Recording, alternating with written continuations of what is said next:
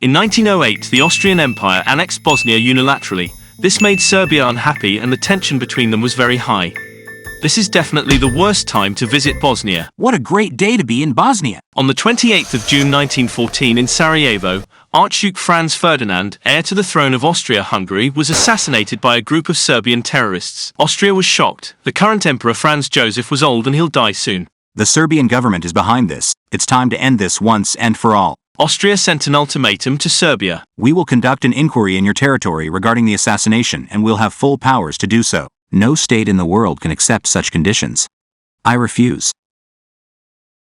I declare war. Austria was sure no one would ever intervene. Guys, you see that Serbia is a rogue state and has to be punished, right?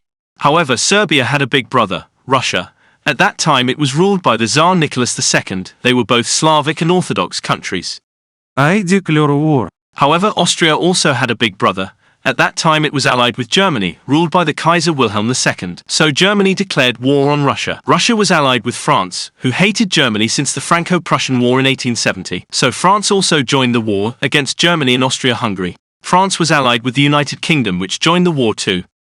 Hey, what about you? Italy was allied with Germany and Austria. But Italy hated Austria, and Austria hated Italy because of the many wars between them in the recent past. Let's give an example. In 1908 there was a disastrous earthquake in Messina, in Sicily. 100,000 people died and Italy was on its knees. The whole army and fleet was deployed to help. All the great powers from the world, including the United States and Russia, sent help to Italy. Meanwhile in Vienna, the head of the Austrian army, the Field Marshal Franz Conrad, went to the Emperor Franz Joseph. Shall we declare war on Italy? We'll never have a better chance. In the end they didn't. But why were Austria and Italy allied then? The reason is that they both loved and admired Germany. Germany is a great country. I'm a little bit scared though. They seem to be unstoppable. Immediately after the assassination of Archduke Franz Ferdinand, the Italian Foreign Minister, Marquess Antonino of San Giuliano, went to the Italian Prime Minister Antonio Salandra to tell him the news. Hey Antonio, have you seen what happened? What? You know Franz Ferdinand? The one who owns and wants to sell Villa d'Este to the Italian government for 2 million lire. Oh yes, an Italian masterpiece. It should belong to Italy.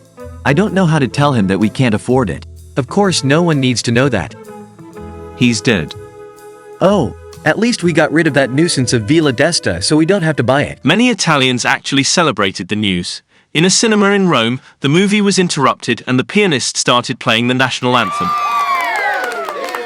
The Austrian-Hungarian Empire at that time was two nations joined together, Austria and Hungary. They had in common only the army and the foreign affairs minister.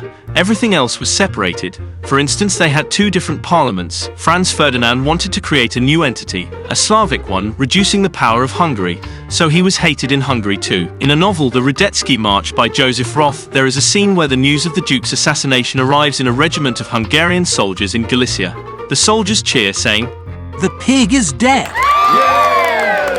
To convince Italy to join their side, the Austrian ambassador in Rome before the beginning of the war will tell a journalist, "Join our side. I know we fought a lot in the past, but this is the chance to forget all the old disagreements. If Italy takes sides with Austria, perhaps the French will not dare to intervene. We will win this war anyway. The Germans will be in Paris in 3 weeks." You forgot a little detail. What? The UK? The UK can't do anything. The Zeppelins from the sky will take care of them. Italy had a very crucial decision to make, and there were only 3 important people involved. Antonio Salandra, who was the Prime Minister. He used to be a university professor and had only been a Prime Minister for 3 months. The Marquess of San Giuliano, who was the Foreign Affairs Minister. He was a seasoned and experienced politician. And lastly, King Vittorio Emanuele III. Meanwhile, while the rest of Europe was preparing for war, the Italian Parliament and the Senate were on holiday break. Senator, we cannot delay this any longer. We have a very important decision to make. What is it? Pasta or pizza? Let's go for both. For a moment there, I thought you were discussing the impending war. We need to thoroughly consider all aspects before deciding whether Italy should join the war or not. This is quite concerning. Glad there's no rush to get back to work. Oh, come on, guys. There's no way we can join this war on the side of Austria. We just hate them. Agree. How can we say no to them? We are allied after all. In the alliance contract there is a clause that says, before making any move on the Balkans, The country has to talk to its allies first. Genius! Austria sent the ultimatum to Serbia without telling us. Problem solved. We are exempt.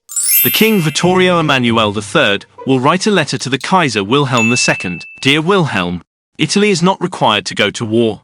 In fact, we would have preferred if Austria did not start this war, but since it has already begun, we'd like to wish you all the best. Your ally, friend and brother Vittorio. We now know the reaction of the Kaiser Wilhelm II, because he wrote it personally.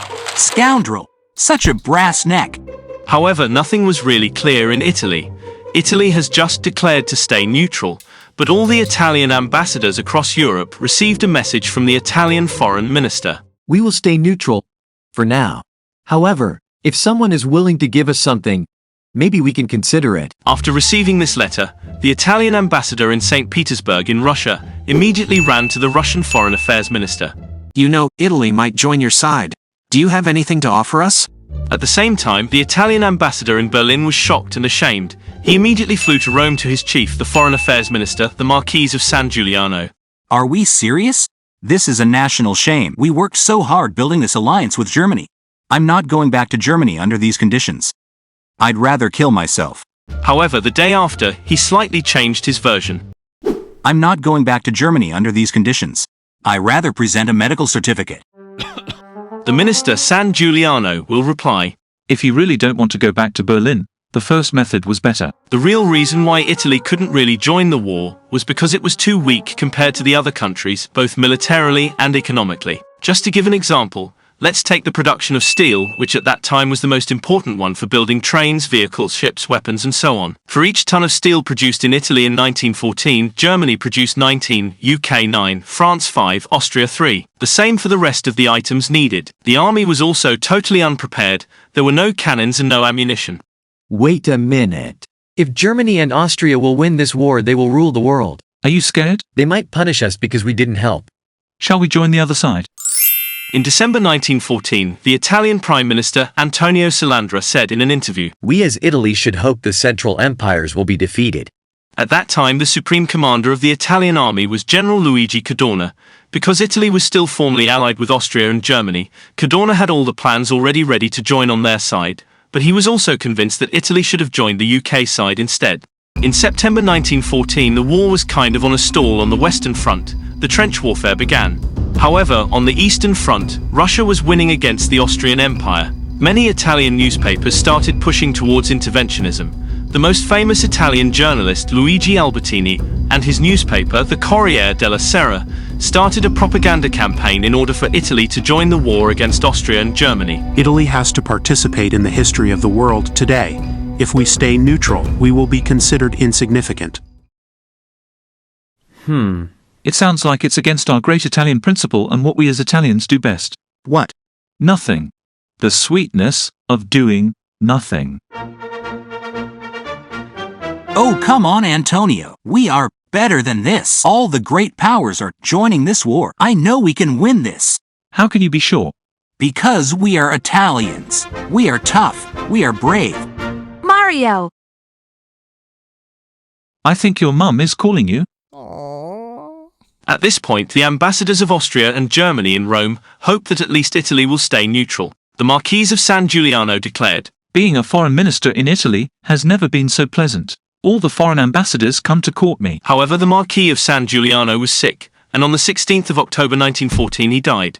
The Prime Minister Antonio Salandra, during the commemoration, will declare, The only criterion of Italian politics is the protection of national interests, the sacred selfishness for Italy. This sentence about sacred selfishness shocked public opinion. Dude, you just said we are selfish. What? I didn't say anything wrong. I said that our foreign policy pursues our own interests. The new Italian Foreign Affairs Minister is Baron Sidney Sonnino, a very odd guy. His father was a Jew from Tuscany who lived in Egypt. His mother was Welsh. We need to join this war. The people are asking for it. All the people? I mean, not all of them. I know the majority of people prefer the easy life, but they're nothing but a bunch of ignorance. Sonnino was sure that this war was the perfect occasion to get the Italian territories from Austria, the Trento and Trieste regions. If we miss this opportunity, there will be a revolution. The monarchy will fall. Even King Vittorio Emanuele III didn't believe in this theory. He will declare, Sonnino has blinkers like horses. One of the most important members of the Socialist Party, Mussolini, started supporting interventionism. Because of that, he was expelled from his party. Mussolini founded a newspaper, Il Popolo d'Italia, and started the propaganda for Italy to join the war on the side of France and the United Kingdom. In the meantime, Germany and Austria are talking about Italy in Berlin.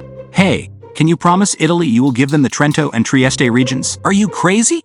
No way. Just promise them whatever they want. Forget about it afterwards. Even the Vatican was working for Italy to stay neutral because Austria was a very Catholic country. The Pope sent Monsignor Pacelli, the future Pope Pius XII, to Vienna to the Emperor Franz Joseph. Pray and listen to God's will, my child. Amen. I suggest you give Trento to Italy. No way. Get out. Germany decided to change the ambassador in Rome. Now it's Bernhard Heinrich Karl Martin, Prince of Bülow. My Italian friends, we have to be together. I am with you. In fact, my wife is from Sicily. And if you join our side, we can give you so many new territories. How about Trento? I'm working on that one. But for now, look at this list.